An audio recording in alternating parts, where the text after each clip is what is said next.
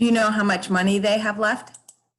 Last I heard, it was like 30 or 40 billion. So, No, good amount. yeah. So do you see any reason why someone would not apply for that type of loan if compared to another type? Well, there's the restrictions. You can't use the money to do expansion or relocation. Okay. Right. Okay.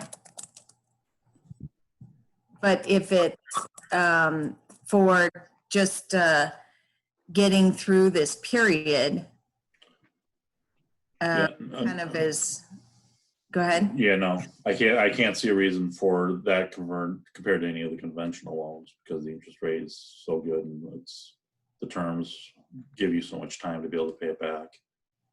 Right, yeah. The only one that I know of that the terms are better are the Coastal Communities Fund, which is 2.44%, but it's only up to 25,000, but you have to pay it back after 7 years. Okay, yeah.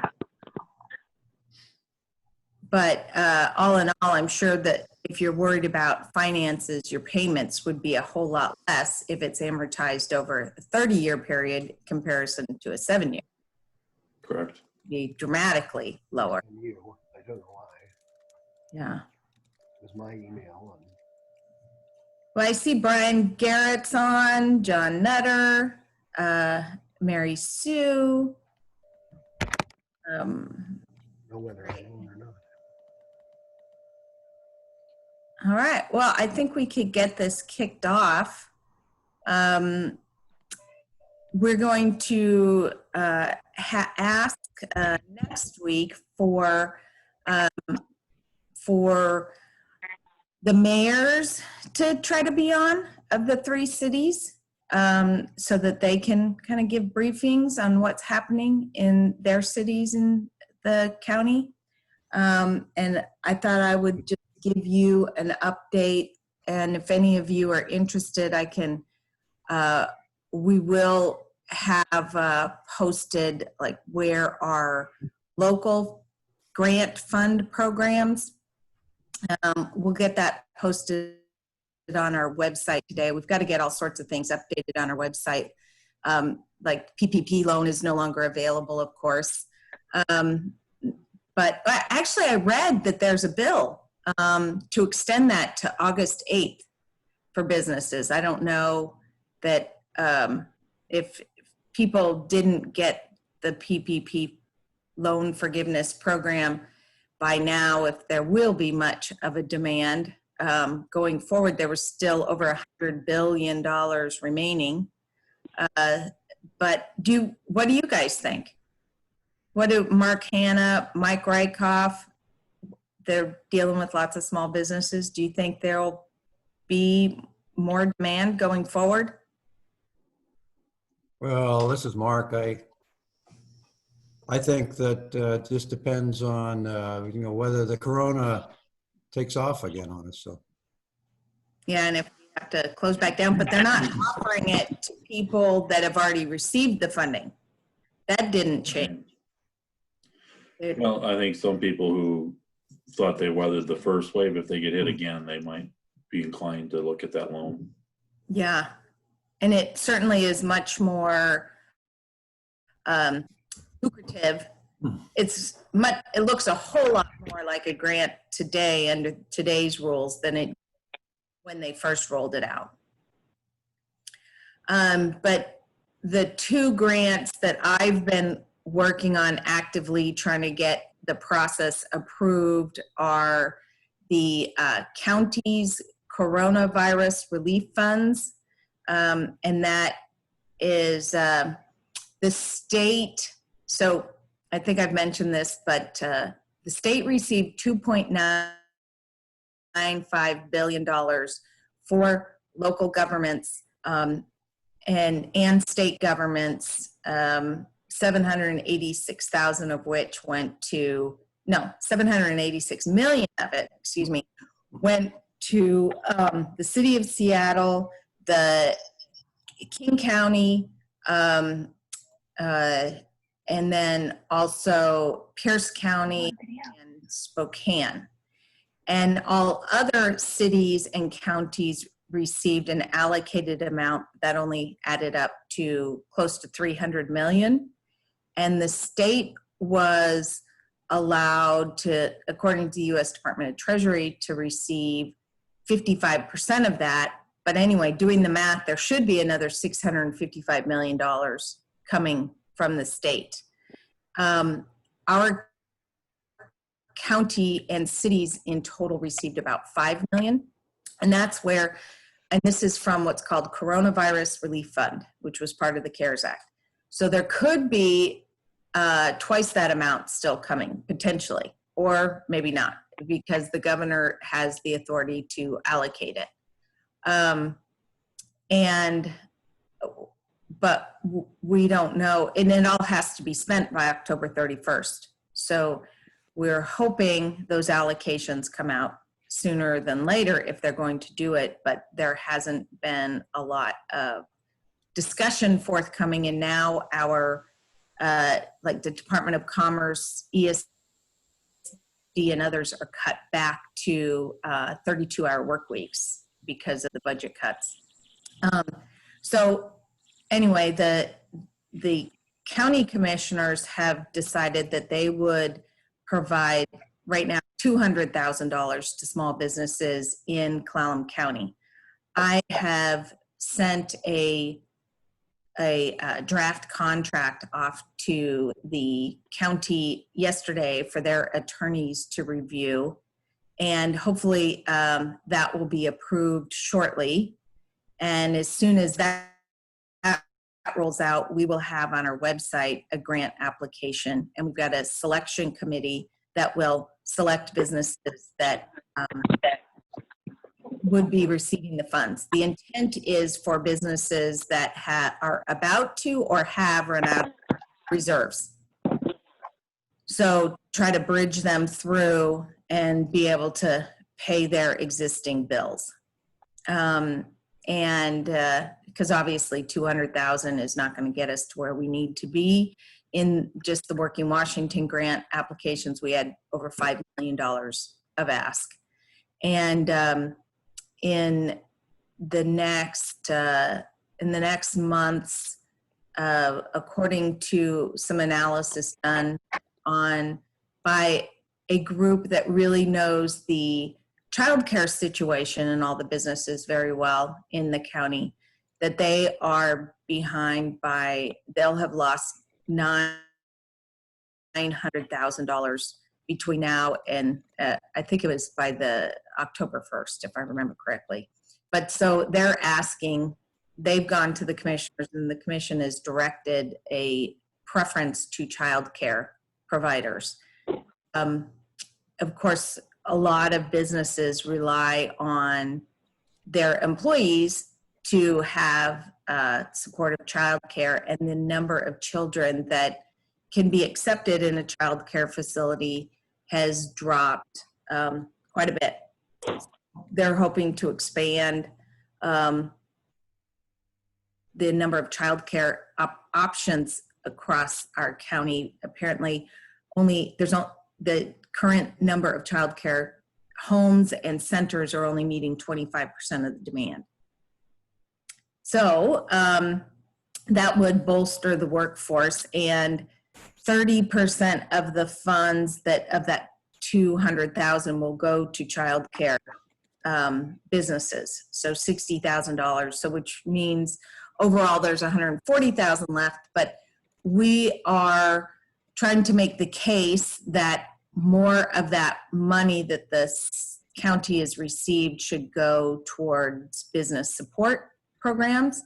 We're also hoping that the state, with the funds that they've received, they'll allocate some additional funding to that particular grant program.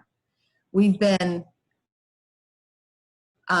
talking about the grant program as the Clallam County small business lifeboat grant, meaning that this is not just to supplement your income as a small business, but meant for, because the funds are so minimal, meant for those businesses that are really at risk of closing entirely, potentially going bankrupt, that kind of thing, to avoid that and buoy our economy.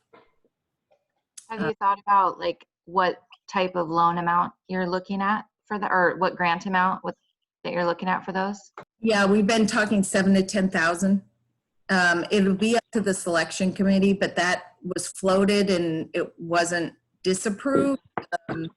You know, the most that anyone got from the Working Washington grant in our county was 5,000. So, and I'm trying to make the application I tried to make it one page, but that didn't fly with the attorneys at the county. They needed to know how you're going to use the money, you know, why is the money important?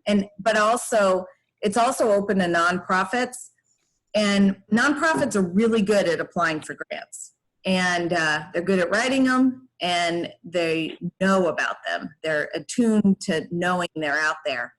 And I want to try to make it as easy as possible for businesses that just don't have that internal skill set to apply for these grants. So again, trying to make it really easy, and it'll be an online process on our website to do that. So we don't get PDF forms that someone printed out that then they take a picture off their iPhone holding it, and I get it back like this, and then have to load everything into an Excel spreadsheet kind of thing to get it in through the process. Are you anticipating that's going to be a reimbursement grant? So interestingly, that is part of this. I probably spent an hour on that yesterday. The Department of Commerce has said it can be a cash grant based on conversations that the Commerce had with the Attorney General's office. However, the state auditor has come back and said, no, it can't be. It needs to be reimbursement based. So, there is a requirement from Treasury that the funds, there's things the funds can't be spent on. So how do I prove that they weren't spent on the wrong things if I don't get invoices? So yeah, we don't want to receive those invoices.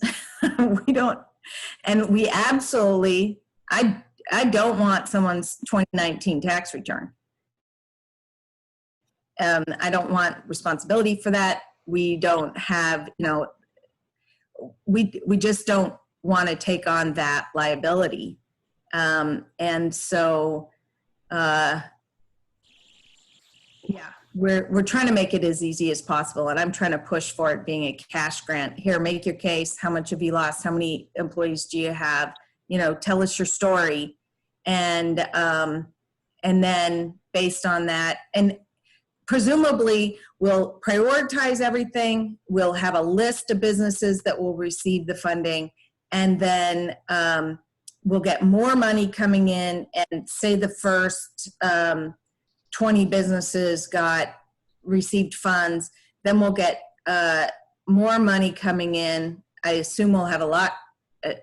I'm guessing we'll have hundreds of businesses applying, and then we will then take the, start going down the list as we receive more funding.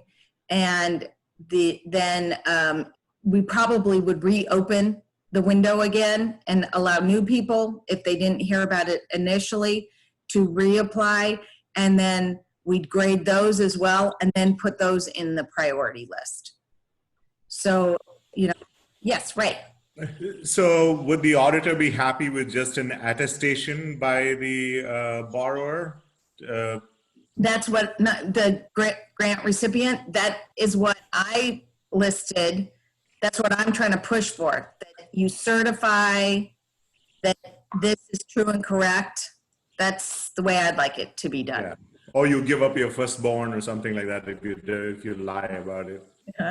Or Ray Chariath will come stay with you for a week. Colleen, how long do you think it'll take to get somebody, if somebody applies before they know one way or the other whether to get some money? What do you think the I time think is? that can be a week. You know, we move very quickly. When we received the batch of applications for the Working Washington grant, our team reviewed it and had everything processed in 48 hours. So I think it can be done very, very quickly. And I recognize the importance that time is of the essence for businesses. But yeah, we are opening it to many different,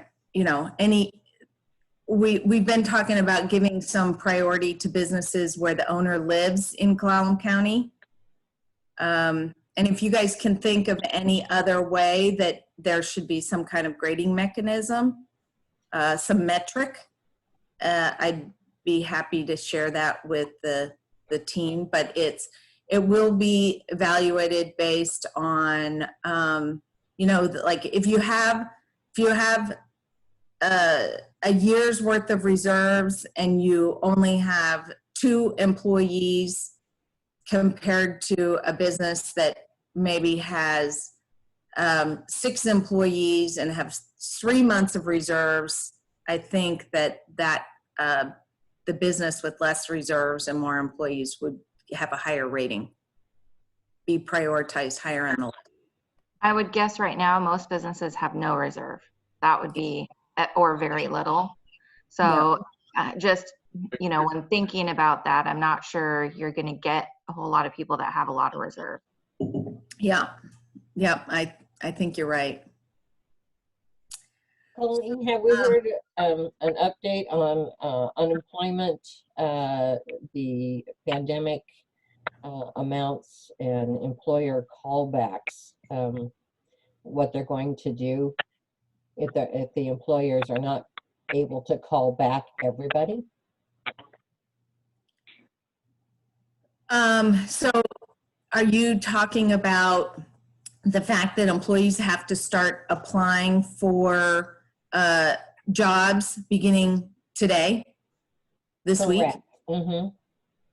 So as long as they can show that they are looking for work, then that suffices.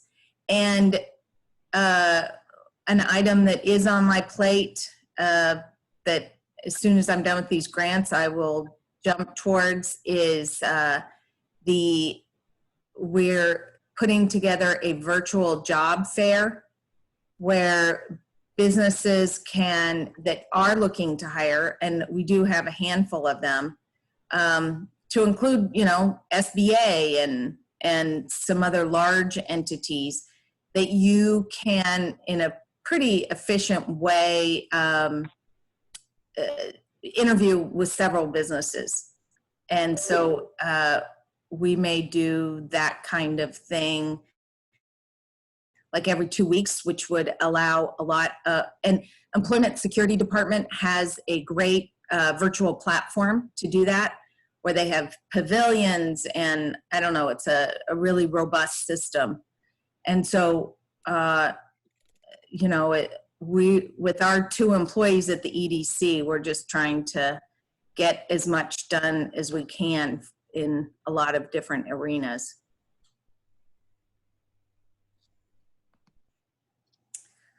I see Jennifer Burkhart's on the line. Jennifer, is there anything you want to share with the group of businesses here on how things are moving or I see John Nutter's on the line too, from the OMC perspective?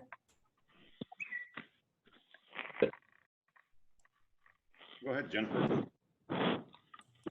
Talk about some of the open jobs and positions that are available. I don't think he's there, John. Maybe she walked away. She Or can't take it off she may mute? not have a microphone on her computer. OMC has a current list of open positions. One of the challenges we run into is a lot of them are more specialized.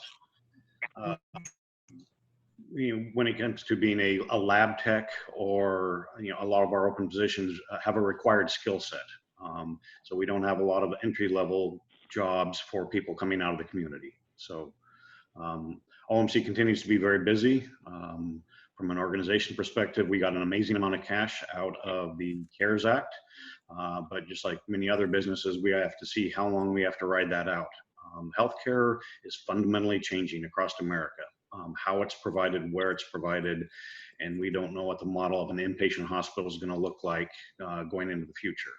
So we're doing well today, and we'll be doing well tomorrow, but we have to have that foresight to be looking down the road and being ready to prepare for that. John, what does an enormous amount of cash mean? Well, we got a combination of a couple different pieces. I think our total cash influx was about 60 million. However, over half of that was what they call an advance payment on Medicare business, meaning we could request up to 3 months of what we would get paid from Medicare and get that paid to us basically in advance. And so we got that, and now in theory we'll have to pay that back, but it's over for up to 2 years. And there's also a push to legislation being proposed to forgive some of that. So Okay. we're up to 120 days cash on hand, which is double where we had been running in the past. And so did other, other entities that are paid through Medicare, did they receive that as well? That was up to each individual entity, up to them to apply for or not. And I have no idea how many did and how many didn't. So I would love to get input from you on the grant application, because I know we're going to have a lot of medical, dental clinics, that kind of thing, chiropractors that maybe would be reimbursed from the government. And I don't know, I'm not aware of that process and that system. So I want to make sure I'm asking the right questions. Basically, we're asking questions like, did you receive a payment from business interruption insurance? That kind of thing. And so if they have some kind of funding resource coming to them, we want to know about that, because we're really looking for those entities. And there's, of course, thousands of them here that don't have any other resources. Right. I'd be happy to help with that. I'd also note that some of the things that OMC has received have been hospital specific things. Yep. Things that were just for hospitals only that may not have helped the local clinics. So sure, I'd be happy to do a little research and help you out there. Great, thank you, appreciate that. Rick or Mike, or Mark, one of you guys want to give an update on some of your work?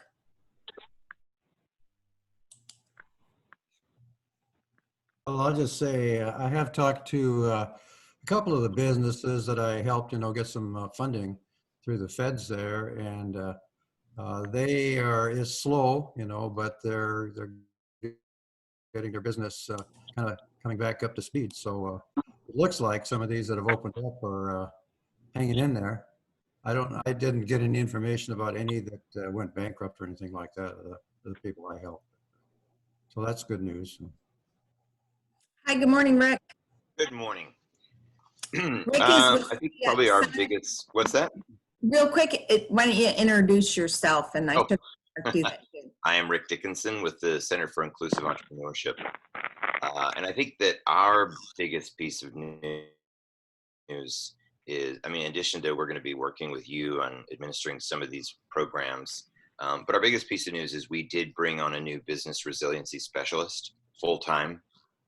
And I'm going to be transferring the bulk of my COVID-19 caseload over to him. So he's going to be really wholly focused on responding to COVID, helping businesses work through this period, and then build resiliency for the future. as John was saying, the future is a lot of models are going to be changing, including how we have to prepare our businesses to weather storms. So that's going to be his focus, and I think I'm really excited about bringing that resource into. And his name? That's Micah Jeanette, and his partner. They just moved to town actually, and we snagged him immediately. She's a therapist, and he has a background in small business accounting and books, and so that's another nice complement to our existing skill set. He is, and at some point we'll get him on here and have him introduce himself, but just a little bit of background. He is very passionate about rural economic development, and grew up in rural Wisconsin, and has lived in Washington for some time now, and is very excited to get started and building connections in the community. So that's our biggest update. Great. And so what is your focus going to be then, Rick? Well, I'm going to be back working on, not back, I have always been, but continuing to really help the early stage pre-venture entrepreneurs, particularly micro enterprises, 1, 2, 3 person businesses. That's really my bread and butter, getting them up, getting them going. And then, Laurel, you're making noises. Yeah. Well, can you go on mute? I'm getting there. Sorry. There All we right, go. well, I don't take it personally at all. So I'll be focusing on really new business starts, getting them to the point where they are ready to take that next step and move on to Mike over at SBDC. So, and on that note, hey, Mike.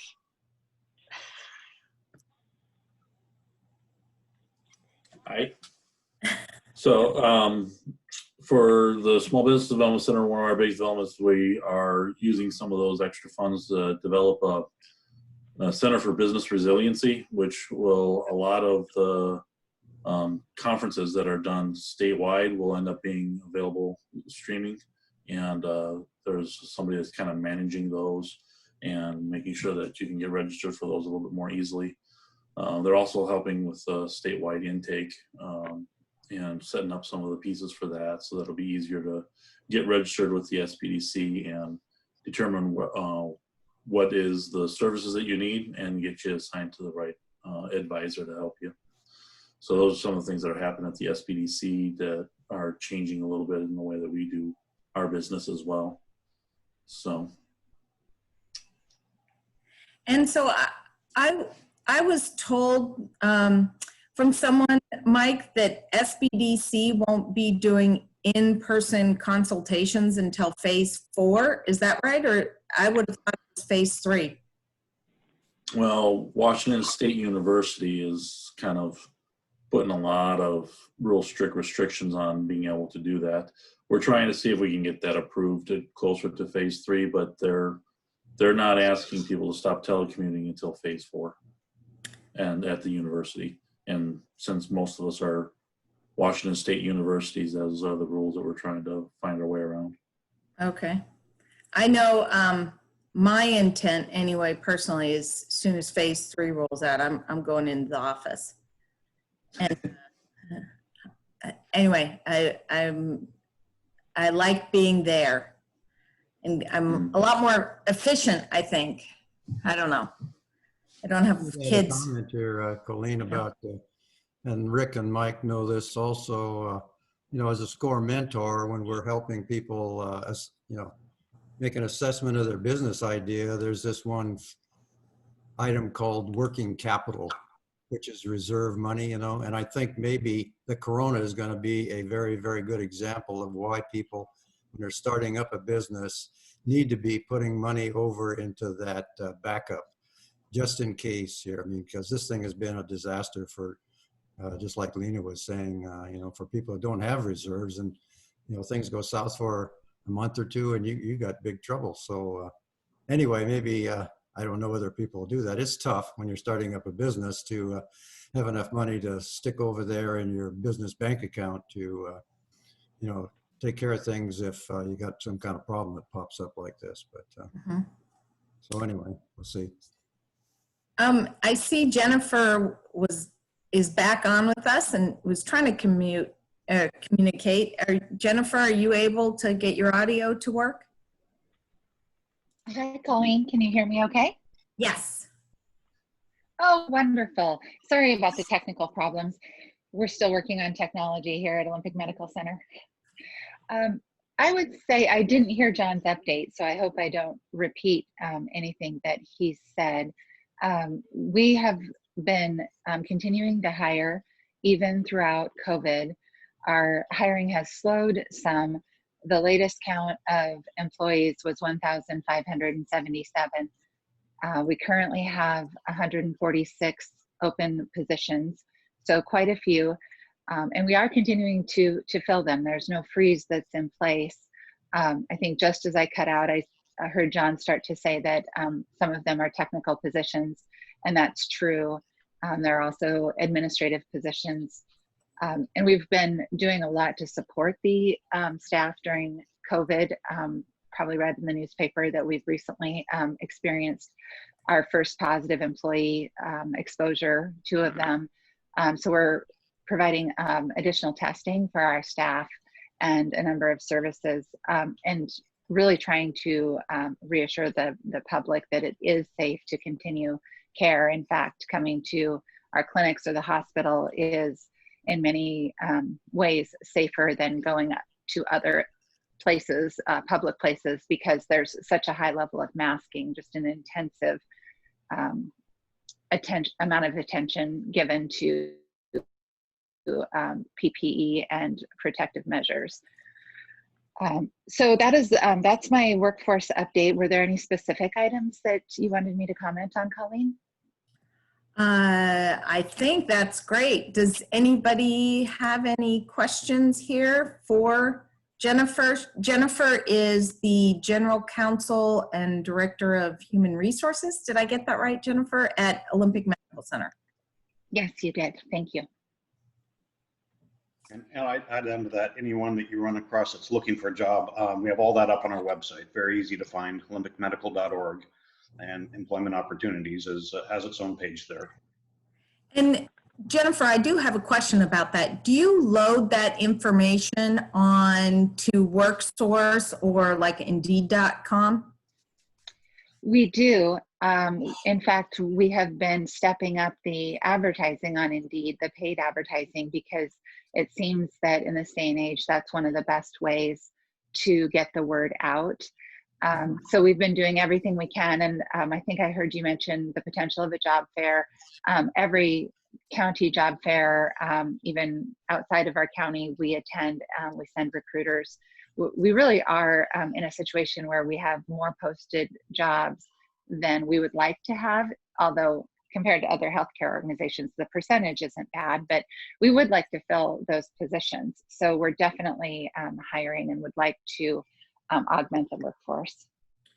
I would guess you know this, but from the Employment Security Department side of things, beginning today, July 1st, in order for people to continue to receive their unemployment paychecks, they have to now start applying for, show proof that they applied for 3 jobs on a weekly basis.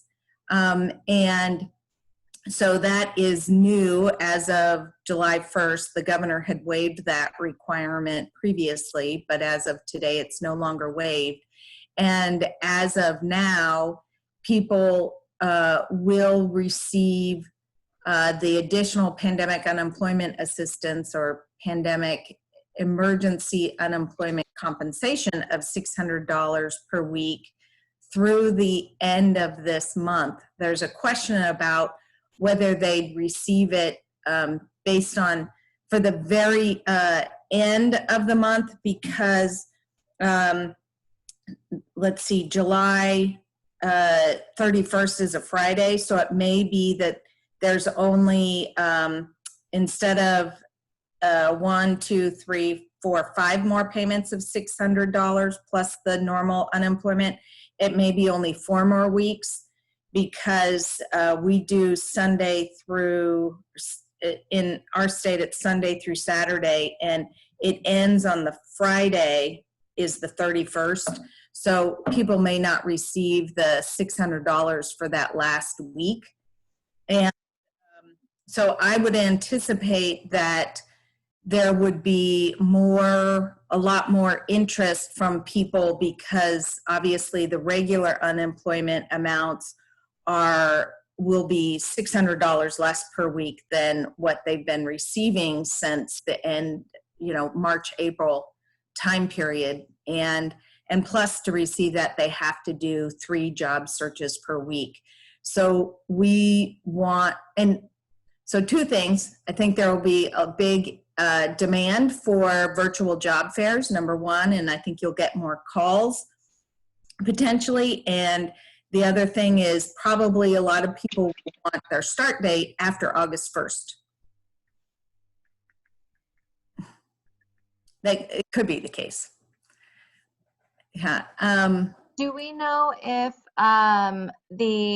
if an employee isn't technically on standby, but is working either 50% time or 75% time with their current employer, if they're going to also be required to do the 3 job searches?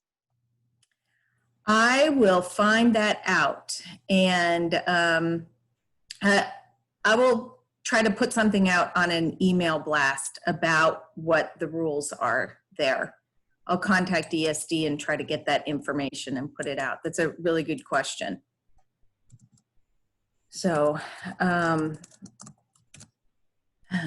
don't know. Does any of our other business advisors know?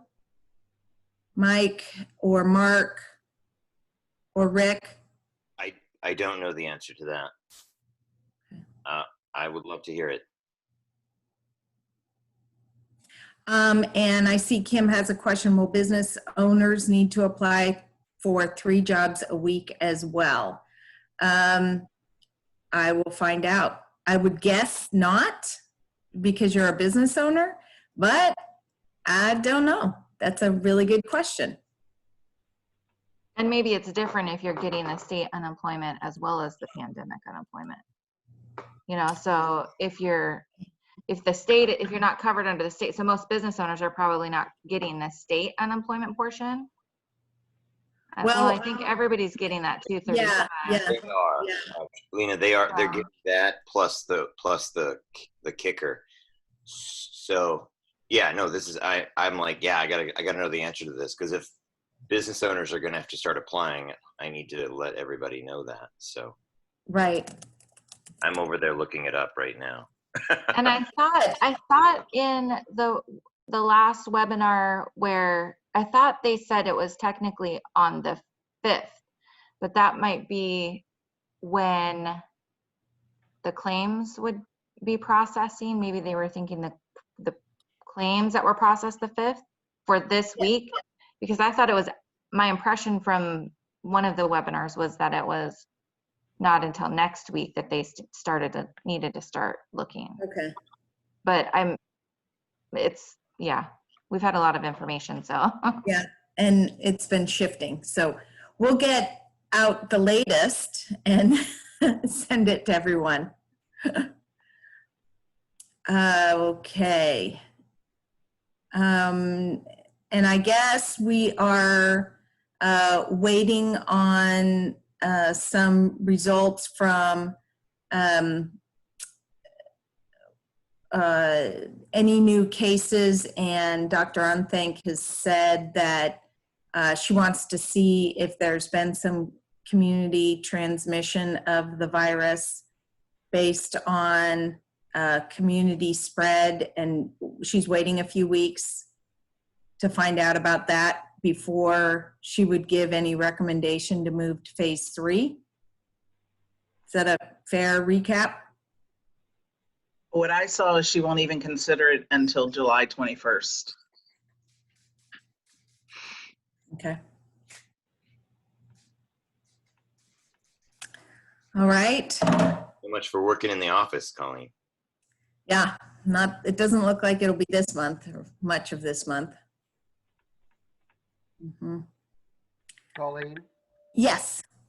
I'm not actually Lindy. My computer won't let me change to me. I'm Bob, Hi, Bob. from Northwest Fudge, and we're opening today. By the way, we're gonna give it a shot. But I read this morning that the Senate did approve the movement to the 8th instead of today.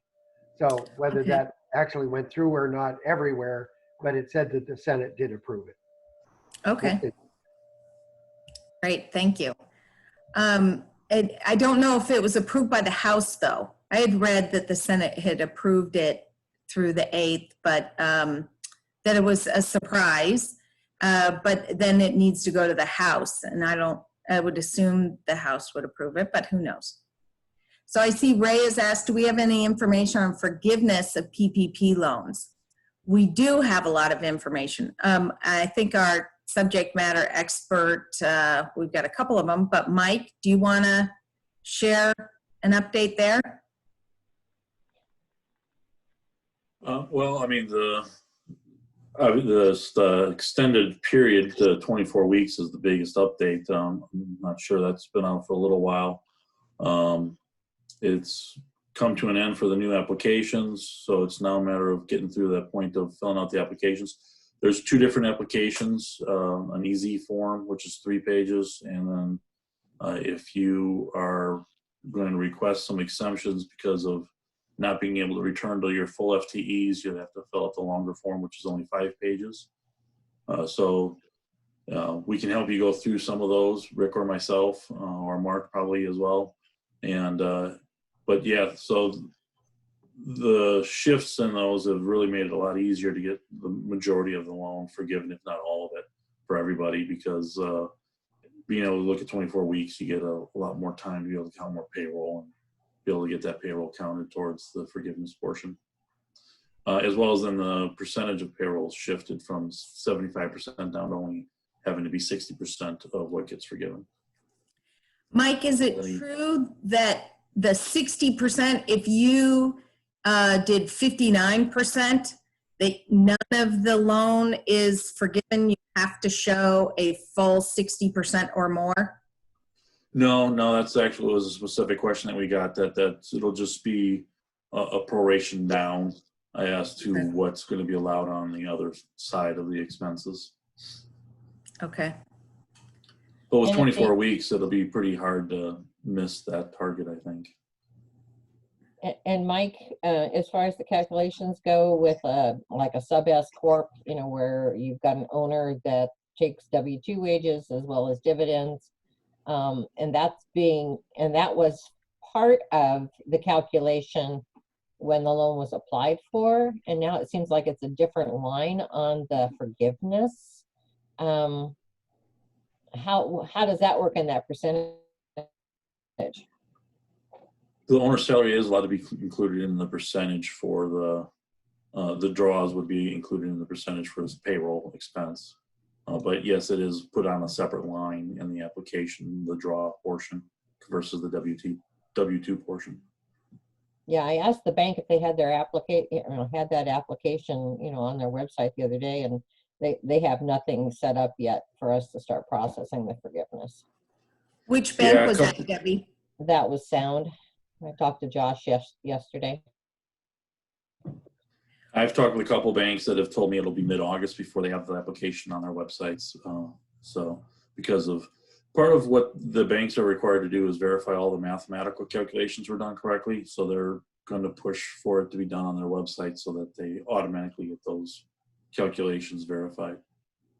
We do have copies of the 3-page EZ form and the 5-page full form on our website under Choose Clallam First /loans. So if you wanted to take a look at it and prepare for it and see how that works. Mike, just to clarify, if I'm a sole proprietor and I created my separate account and I've got the funds sitting there, is it just fine to cut myself a check and that suffices for, you'd make 100% payroll? 100% of it would go to payroll if you're sole proprietor? And you're the only employee? Mm-hmm. Yes. Yeah, that should be fine. That's what you should be able to get. Okay. Isn't it just going to be based on your 2019 tax return and not necessarily, tracking draws or? Yeah, it's just based on your 2019 tax return, but you're going to have to show that you took the money out as payroll. So they're going to look for how you actually spent the money. I thought it was 2018 tax, wasn't Uh, That's an option. They prefer the 2019, but if your 2019 not filed, you could have used your 2018 to apply.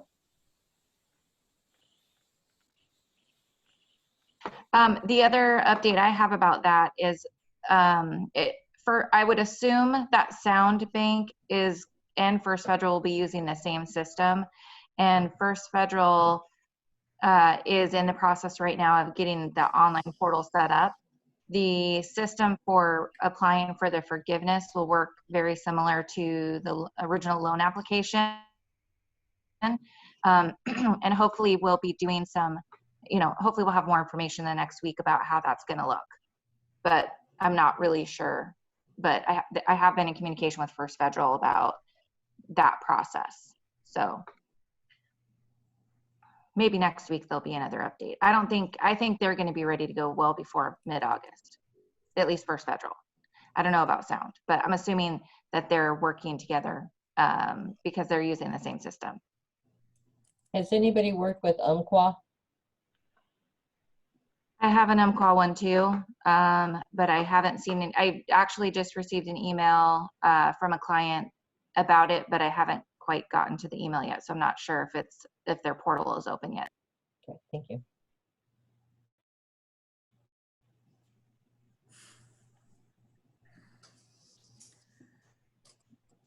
Well, does anyone have anything that they want to share?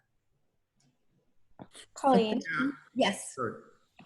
this is Reve. I have some questions on the idol, and I have worked with Rick Dickinson a little bit.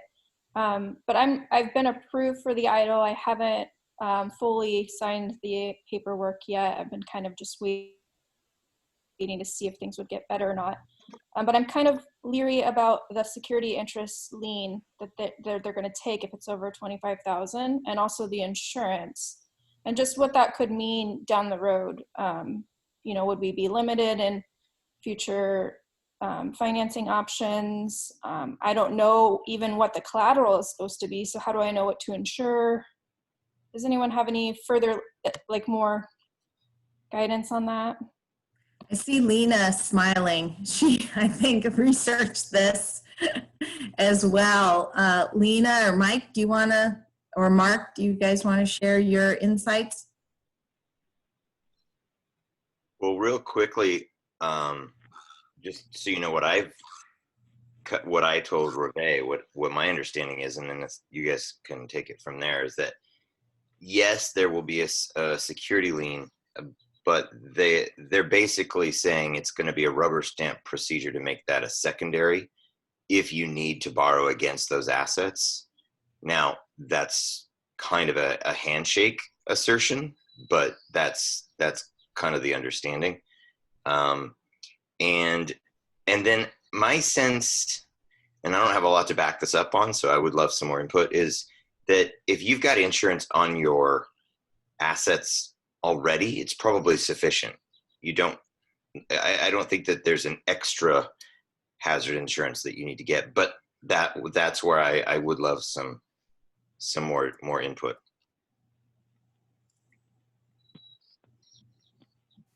My Okay. understanding Sorry. is that there will be a blanket lien on all of your business assets, but if you wanted to say sell an asset, you're not going to be required to have a lien release. I actually haven't been able to touch base with any lenders regarding this, because that would be my concern, is what challenges will you run into if you're trying to get another lien against a specific piece of equipment. If you have like in my accounting office, I don't really have any assets, so to speak of, other than computers and things. So that isn't going to be a challenge. But for people that have a lot of assets that want to try to get some other sort of line of credit that's available, I'm envisioning that might be a little bit challenging, or might cause a little bit of an issue. But my understanding is there won't be a need to get a specific lien release if you're trying to sell an asset that's secure, that falls under that blanket UCC filing. Reve, did that answer most of your questions there? Yeah, I guess more specifically, one of my businesses is vacation rental, and it's a sole prop. So I own the property in my name. Obviously, that's something where I may want to refinance in the next 30 years of the length of this SBA loan. Should I just not take more than $25,000? I just don't want to put myself in a situation 10 years from now, things have changed and I need to do something different. I don't think that lien will be against real estate, but I don't know, Mike, do you have a different perspective on that? Usually it's a UCC filing, which would only lien assets, I believe, and not real estate. A real estate lien is a completely different process, I think. That's correct, because that has to be filed with the county, and the SBA is not going to go out and do that. So they're just going to do the UCC lien. And then if you don't go over the $200,000 mark, they're not going to ask for personal guarantees. So depending upon where your loan is sitting, if you get over that one threshold of $200,000, then they are going to ask for a personal guarantee, which would attach to your personal assets as well. But if you're under that, then it won't go against real estate. Thank you. And what about the insurance portion of that? Has anyone had any clients or anyone? From what I've heard explained on it, it is a matter of just keeping a regular insurance of the asset as you normally would. And if you're mainly looking at your real estate, then that's outside of what normally would have a lien attached to it anyways.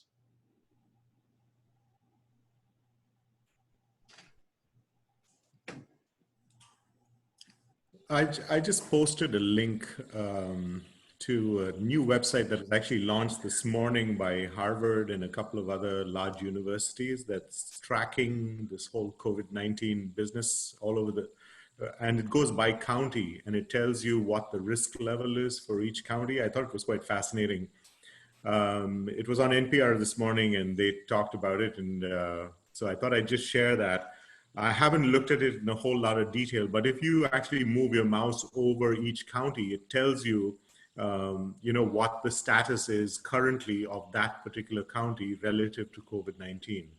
Apparently, the site was designed for use by, the healthcare authorities in various places, maybe county government, so that they can make more informed decisions. So I just thought I'd share that. It's currently too busy. Not working, but I'll have to save the link and watch it. It was launched this morning. I was able to get on and see the USA map, and then move the cursor over the different counties. It's pretty fascinating. So I just thought I'd share it. Try a little bit later, perhaps. Try tomorrow. Yeah. It's the first day, so. Okay, does anyone have anything more that they want to ask about or add? Colleen, it's Mary Sue. And this probably is for Mike. I was noticing on the SBA documents that there's a requirement that we buy things from the United States. And I hate to say it, we have 2 yarn vendors that is 100% US, one that's Canadian, and the rest, most of the yarn comes from Turkey. Now the companies themselves are in the United States that distribute it, but the actual source of the yarn is Turkey. Is that going to be a problem? No, it's an encouragement, not a requirement. Okay. Yeah. So, I mean, at least that's my understanding. Is that what you know as well, Mike? That's my understanding as well. Yeah, it was really just, we want to encourage people to support American businesses right now, but it is not a requirement that's ever going to jeopardize anything for you. So you're good. And Okay. Mary Sue, imagine what that would look like if they had to follow up on that. You know, Yeah. Well, there is the requirement that we have to keep documentation of everything we pay with it. So we were like, because most of it's going to be used to pay credit cards. So I guess it's just the credit card bills. Mhm. Yeah. And that requirement's in order for audits in the future. And, you know, they're going to start with auditing every loan that's over $2 million. And then I don't know how far they're going to get down, but the smaller your loan, the more expensive it is for them to come audit it. Is the SBA going to be the auditors, or would it be the IRS? I haven't heard an answer on that one yet. Technically, the loans are going to be owned by Treasury, which is the same department as the IRS. So.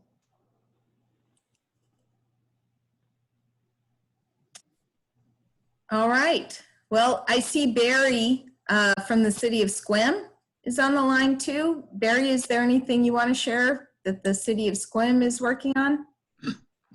Good morning. The only thing I guess I'd share is that in addition to the $250,000 that the city made available to the small business community in Squim, the council at their last meeting supplemented that with another $60,000. So now we're at $310,000, and I believe that 60 was added to, I think, around 60 or 70 that had not yet been committed. And so the chamber is out doing another round of seeking businesses that are not only interested but qualify for the money. So at that point, I'm not sure if the city will continue to commit money, but my suspicion is that at some point in time we'll be putting more money into that pot. Okay, thank you, Barry. So does it have to be a brick and mortar business within the city limits of Squim? Right now, the business needs to be within the city limits. I'm not sure that it needs to be a brick and mortar though. That's a good question. Okay. And so and what are the number of employees that are required? My understanding is that I'm not sure of the exact criteria that the chamber came up with. my understanding is that there is no minimum number of There's no employees. minimum? Okay. Okay, good. And so, yeah, if you're a home-based business or something, but okay. But you have to live in the city limits. Correct, yes. And then, did you tell them about the closing the streets, Barry?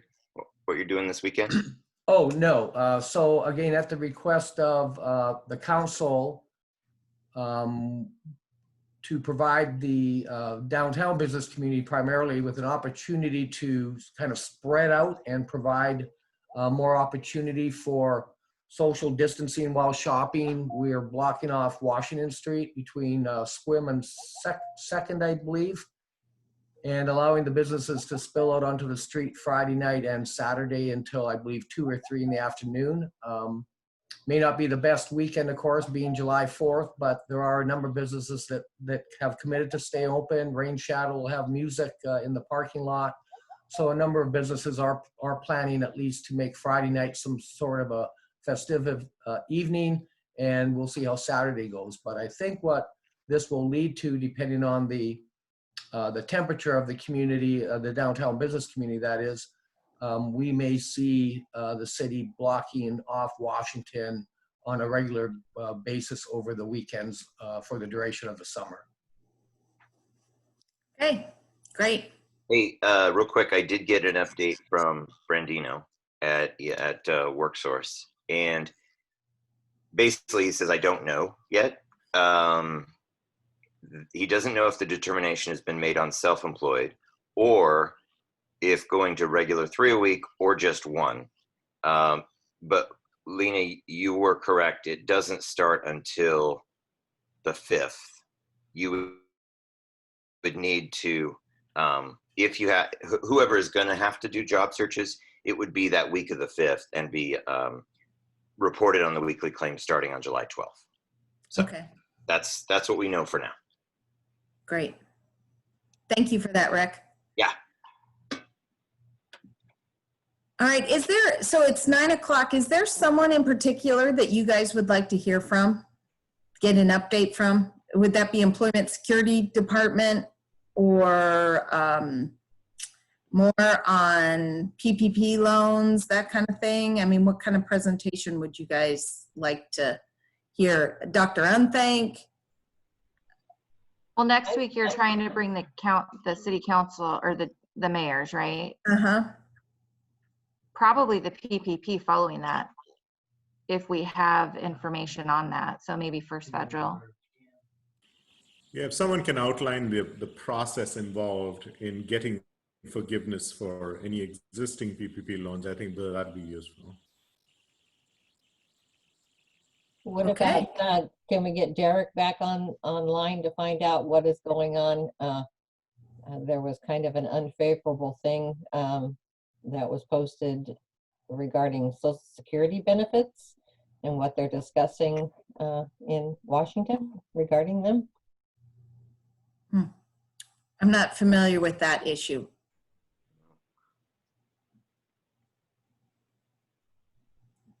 Okay. Basically, he signed on to a letter, is my understanding, to be part of lowering the benefits that seniors get from Social Security. So I guess there's going to be a big discussion about it, because if you don't have people paying in to the tax fund that funds FICA and Medicare, if people aren't paying into those, their pay-as-you-go system, we're going to be taking on a lot more debt just to pay our retirees. So it's going to be an interesting discussion. Yeah. Okay. Thank you. All right. Well, thanks everybody. It's 9:02. So I think we'll call it a morning, and we'll get someone good on for next week.